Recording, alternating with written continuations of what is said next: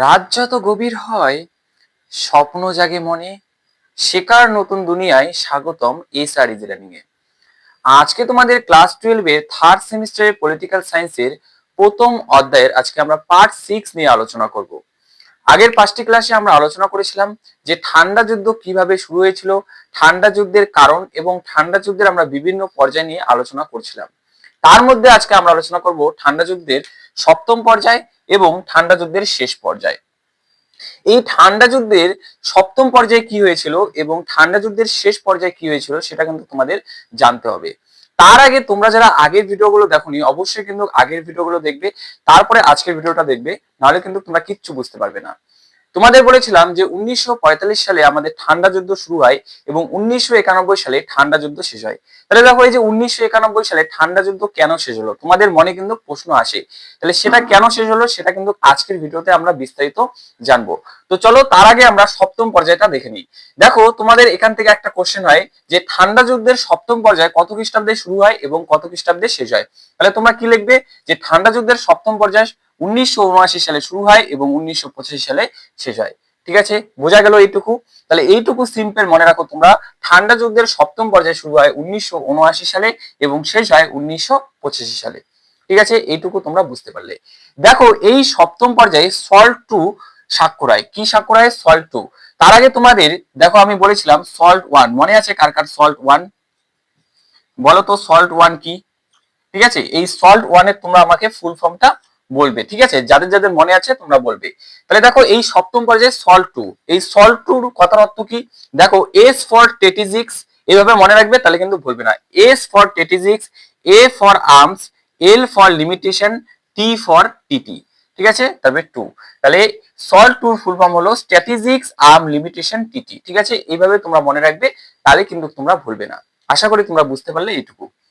দেখো এই সল্ট 2 স্বাক্ষর হয়েছিল 1979 সালে। তাহলে তোমাদের এখান থেকে একটা কোশ্চেন হয় যে সল্ট 2 কত সালে স্বাক্ষর হয়, তখন কিন্তু তোমরা উত্তর দিবে 1979 সালে। এবং যদি বলে যে সল্ট 2 এর ফুল ফর্ম কি, তখন তোমরা দেবে স্ট্র্যাটেজিক্স আর্ম লিমিটেশন টিটি 2। ঠিক আছে, এটুকু বোঝা গেল। এই সল্ট 2টা কাদের মধ্যে স্বাক্ষর হয়েছিল? ইউএসএ আর কাদের মধ্যে? ইউএসএসআর এর মধ্যে। ঠিক আছে, এই দুটি দেশের মধ্যে কিন্তু এই সল্ট 2 স্বাক্ষর হয়েছিল। কেন স্বাক্ষর হয়েছিল? কারণ তারা যেন পারমাণবিক অস্ত্র কি করতে পারে? সীমিত করতে পারে, তারা যেন বেশি ওগুলো না বাড়ায়। ঠিক আছে, তার জন্যই কিন্তু এই সল্ট 2 স্বাক্ষর হয়েছিল। মানে এই পারমাণবিক অস্ত্রগুলো তারা যেন সীমিত করে, সীমিত মানে কম বাড়ায়।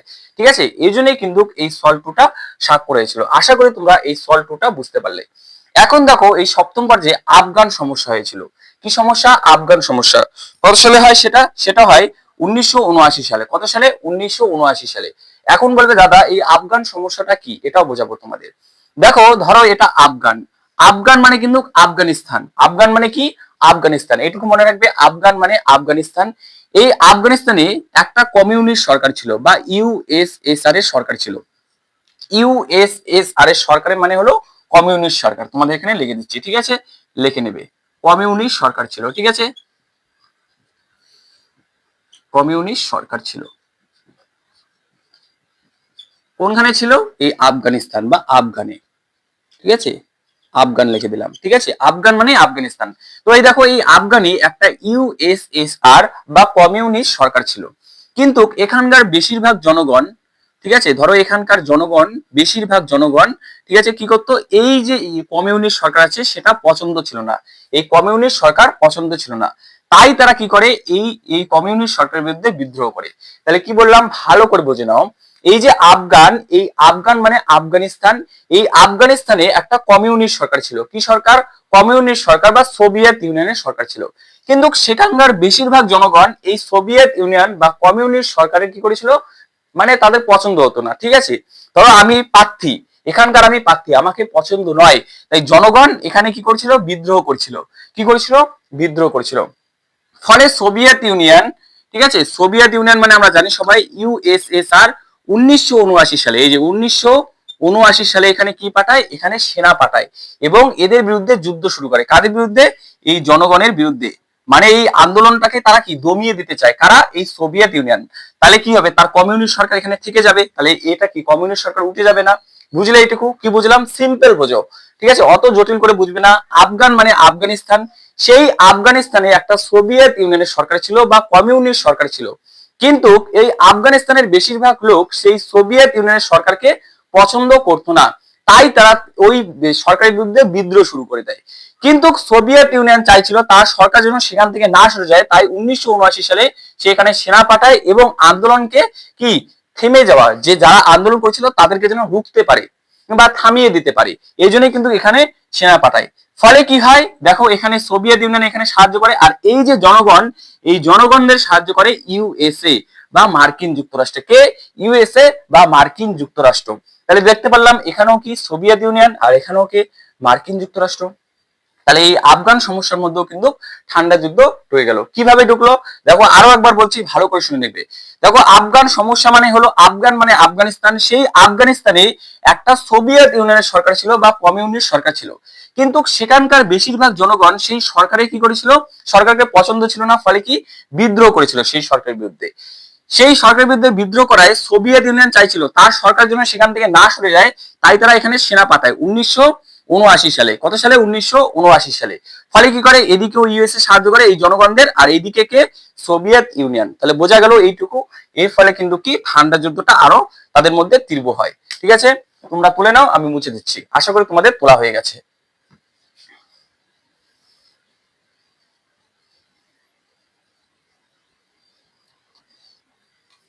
এবার দেখো, তারকা যুদ্ধ কর্মসূচি, এটা কিন্তু তোমাদের ভেরি ভেরি ইম্পর্টেন্ট, পরীক্ষার জন্য অবশ্যই কিন্তু এটা স্টার দিয়ে রাখবে। ঠিক আছে, এটা কিন্তু তোমাদের ভেরি ভেরি ইম্পর্টেন্ট। তারকা যুদ্ধ কর্মসূচি যেটা হয়েছিল 1983 সালে। কত সালে? 1983 সালে। কার নেতৃত্বে? এটাও মনে রাখবে। ঠিক আছে, মার্কিন রাষ্ট্রপতি, লিখে দিচ্ছি, তোমরা এটা নোট করবে। ঠিক আছে, মার্কিন রাষ্ট্রপতি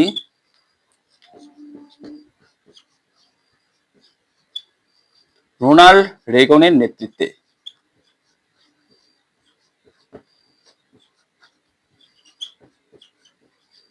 ঠিক আছে, তাহলে এই দেখো, এখান থেকে তোমাদের একটা কোশ্চেন হয় যে তারকা যুদ্ধ কর্মসূচি কত সালে হয়েছিল? 1983 সালে। কার নেতৃত্বে? মার্কিন রাষ্ট্রপতি রোনাল্ড রেগনের নেতৃত্বে। এখন বলবে দাদা, এই তারকা যুদ্ধ কর্মসূচিটা আসলে কি? দেখো, এটাও তোমাদের বোঝাচ্ছি। ধরো এটা মার্কিন যুক্তরাষ্ট্র, ঠিক আছে, এই যে মার্কিন রাষ্ট্রপতি রোনাল্ড রেগনের নেতৃত্বে তারকা যুদ্ধ, ধরো এটা তারকা যুদ্ধ, ঠিক আছে, এটা তারকা যুদ্ধ কর্মসূচি। ঠিক আছে, কর্মসূচি, কর্মসূচি, ধরো এটা ইউএসএ বা মার্কিন যুক্তরাষ্ট্র, ঠিক আছে, ইউএসএ। আর এটা হলো সোভিয়েত ইউনিয়ন, ঠিক আছে, বা ইউএসএসআর। বোঝা গেল কি বললাম? দেখো, তারকা যুদ্ধ কর্মসূচি মার্কিন রাষ্ট্রপতি, ঠিক আছে, রোনাল্ড রেগনের নেতৃত্ব হয়। ধরো এটা মার্কিন যুক্তরাষ্ট্র, এটা সোভিয়েত ইউনিয়ন।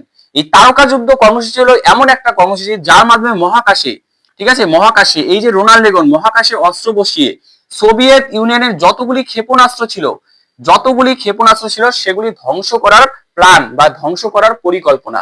কি বললাম? ভালো করে মাথায় ঢুকিয়ে নাও। এই যে মার্কিন রাষ্ট্রপতি রোনাল্ড রেগনের নেতৃত্বে এই তারকা যুদ্ধ কর্মসূচি গ্রহণ করা হয়। এই তারকা যুদ্ধ কর্মসূচি হলো এমন একটি পরিকল্পনা যার মাধ্যমে মহাকাশে অস্ত্র বসিয়ে সোভিয়েত ইউনিয়নের যতগুলি কি ছিল অস্ত্র ছিল বা ক্ষেপণাস্ত্র ছিল সেগুলি ধ্বংস করার পরিকল্পনা, সেটাই কিন্তু তারকা যুদ্ধ কর্মসূচি। ঠিক আছে, এটা হয় 1983 সালে। আর এখানে কিন্তু ঠান্ডা যুদ্ধ তোমরা লাগবে অবশ্যই। কেন? কারণ এখানে একদিকে ইউএসএ আর একদিকে ইউএসএসআর বা সোভিয়েত ইউনিয়ন। আশা করি তোমরা বুঝতে পারলে এই তারকা যুদ্ধ কর্মসূচি কি। সোজা কথা, যে তারকা যুদ্ধ কর্মসূচি হলো যে মহাকাশে অস্ত্র বসিয়ে যে সোভিয়েত ইউনিয়নের যতগুলি ক্ষেপণাস্ত্র ছিল সেগুলি ধ্বংস করার পরিকল্পনা। ঠিক আছে, এইটুকু মনে রাখবে 1983 সালে, লিখে নাও তোমরা। ঠিক আছে,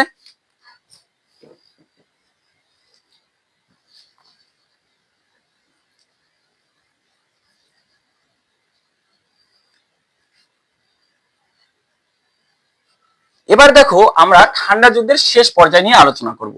ঠিক আছে, শেষ পর্যায়ে দেখো, এখান থেকে তোমাদের একটা কোশ্চেন হয় যে ঠান্ডা যুদ্ধের শেষ পর্যায়ে কত খ্রিস্টাব্দে শুরু হয় এবং কত খ্রিস্টাব্দে শেষ হয়? তাহলে উত্তর কি দিবে? 1925 সালে শুরু হয় এবং 1991 সালে শেষ হয়। ঠিক আছে, আশা করি তোমরা বুঝতে পারলে। দেখো, এই ঠান্ডা যুদ্ধের শেষ পর্যায়ে 1985 সালে, ঠিক আছে, 1985 সালে ইউএসএসআর এর সর্বশ্রেষ্ঠ নেতা, ঠিক আছে, সর্বশ্রেষ্ঠ, এটাও লিখে নিবে, ঠিক আছে, সর্বশ্রেষ্ঠ নেতা হিসাবে নিযুক্ত হয়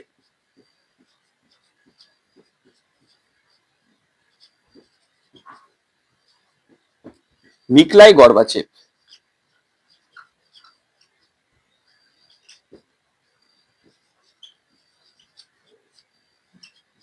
গর্বাচেভ। তাহলে কি বললাম, এই 1985 সালে, ঠিক আছে, সোভিয়েত ইউনিয়নের, ঠিক আছে, এখানে ও লেখাই আছে, ঠিক আছে, 1985 সালে সোভিয়েত ইউনিয়নের সর্বশ্রেষ্ঠ নেতা হিসাবে নিযুক্ত হয় মিকলাই গর্বাচেভ। কত সালে? 1985 সালে। সে কি করে, এই সোভিয়েত ইউনিয়নের, ঠিক আছে, ঠান্ডা যুদ্ধের দিকে বেশি না গিয়ে, মানে মার্কিন যুক্তরাষ্ট্রের সাথে ঠান্ডা যুদ্ধের দিকে না গিয়ে নিজের দেশের অভ্যন্তরীণ, মানে এই যে সোভিয়েত ইউনিয়ন, সেই দেশের অভ্যন্তরীণ বিষয়ে সে কি করে, একটা নজর রাখে। সেই নজর রাখার ফলে সে দুটি নীতি গ্রহণ করে।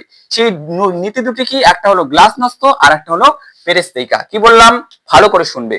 1985 সালে, এই যে 1985 সালে, ঠিক আছে, কি হয়, ইউএসএসআর বা সোভিয়েত ইউনিয়নের সর্বশ্রেষ্ঠ নেতা হিসেবে নিযুক্ত হয় মিকলাই গর্বাচেভ। সে কি করে, ঠান্ডা যুদ্ধের দিকে বেশি না গিয়ে, ঠিক আছে, এই যে ঠান্ডা যুদ্ধ ইউএস এর সাথে যে হচ্ছিল বা মার্কিন যুক্তরাষ্ট্রের সাথে হচ্ছিল, সে ঠান্ডা যুদ্ধের দিকে না গিয়ে নিজের দেশের, এই সোভিয়েত ইউনিয়ন এই দেশের অভ্যন্তরীণ বিষয়ে সে কিন্তু নজর দেয়। ফলে সে দুটি নীতি গ্রহণ করে, একটা হলো গ্লাসনস্ত আর একটা পেরেস্তেইকা। এখন বলবে দাদা গ্লাসনস্ত কি আর পেরেস্তেইকা কি? অবশ্যই বলবো। দেখো এই যে গ্লাসনস্ত, ঠিক আছে, লিখে দিলাম এখানে, এটা লিখবে তোমরা, এটাও কিন্তু তোমাদের ভেরি ভেরি ইম্পর্টেন্ট, ঠিক আছে। গ্লাসনস্ত, গ্লাসনস্ত কত অর্থ হলো? মুক্ত নীতি, ঠিক আছে। কি নীতি? মুক্ত নীতি। এবার মুক্ত নীতি কি বোঝাবো তার আগে লিখে নাও তোমরা। এবং পেরেস্তেইকা, ঠিক আছে, পেরেস্তেইকা, পেরেস্তেইকা মানে অর্থনৈতিক পুনর্গঠন।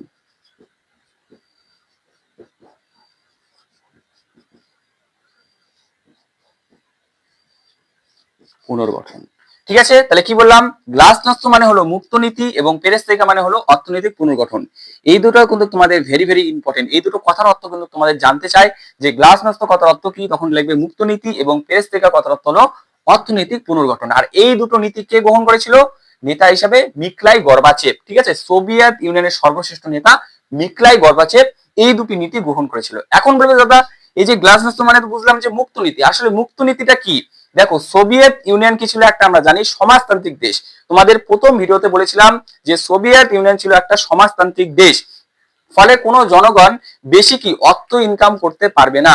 ফলে এই যে গ্লাসনস্ত মুক্ত নীতি, মুক্ত নীতির ফলে কি হয়, জনগণকে কি স্বাধীনতা দেওয়া হয়, মানে সরকারের বিরুদ্ধে যত ক্ষোভ ছিল সেটা বলার স্বাধীনতা দেওয়া হয় এই মুক্ত নীতি বা গ্লাসনস্তে, ঠিক আছে।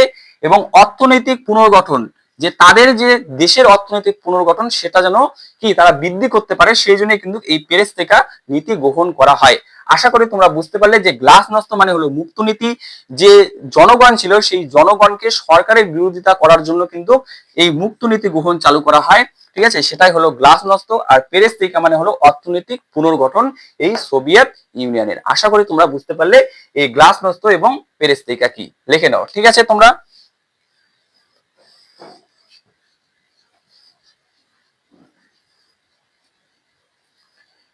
এখন দেখো আইএনএফ চুক্তি, ঠিক আছে, আইএনএফ চুক্তি, এটার কথার অর্থ কি?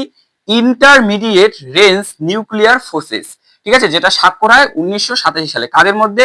ইউএসএ আর হলো ইউএসএসআর বা সোভিয়েত ইউনিয়নের মধ্যে।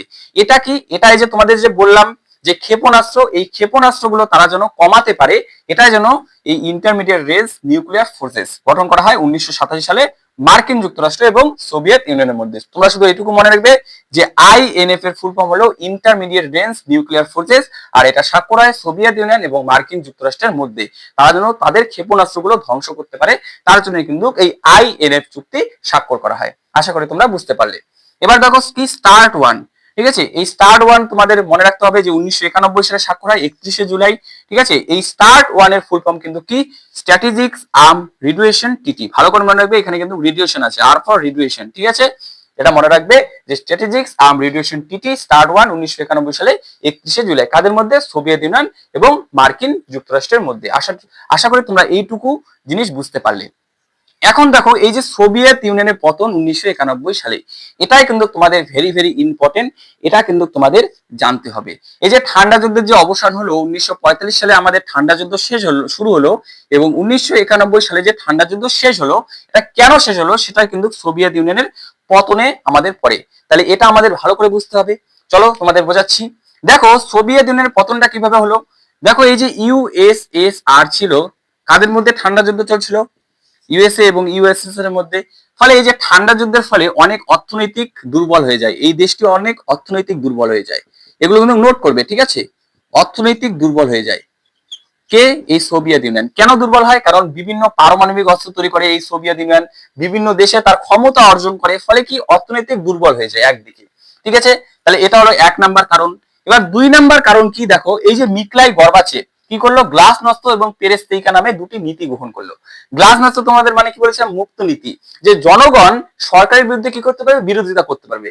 ফলে যারা এতদিন ধরে ক্ষোভ ছিল, ফলে কি ছিল, অভ্যন্তরীণ একটা সমস্যা দেখা যায়, ঠিক আছে। একটা অভ্যন্তরীণ সমস্যা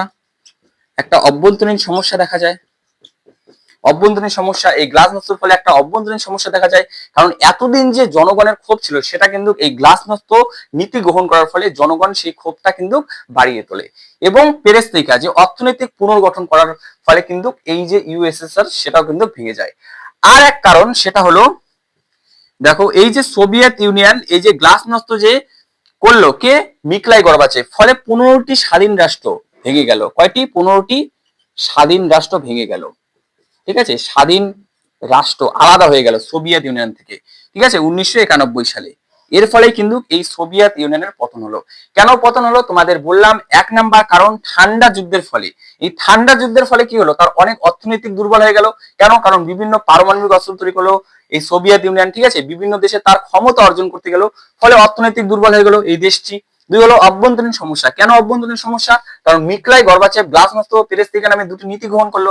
এবং 3 নাম্বার কারণ, এই সোভিয়েত ইউনিয়ন থেকে 15টি স্বাধীন রাষ্ট্র কি হলো, আলাদা হয়ে গেল।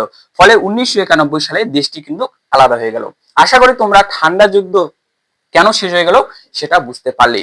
তোমাদের এই ছিল আজকের টোটাল ক্লাস, সপ্তম পর্যায় এবং ঠান্ডা যুদ্ধের শেষ পর্যায়ে। আশা করি তোমরা বুঝতে পেরেছো। বুঝতে পারলে অবশ্যই লাইক করবে এবং চ্যানেল নতুন হলে চ্যানেলটা সাবস্ক্রাইব করে দেবে এবং বন্ধুদের অবশ্যই শেয়ার করে দেবে। তো চলো দেখা হচ্ছে পরবর্তী ভিডিওতে। আজকের জন্য টাটা, বাই বাই।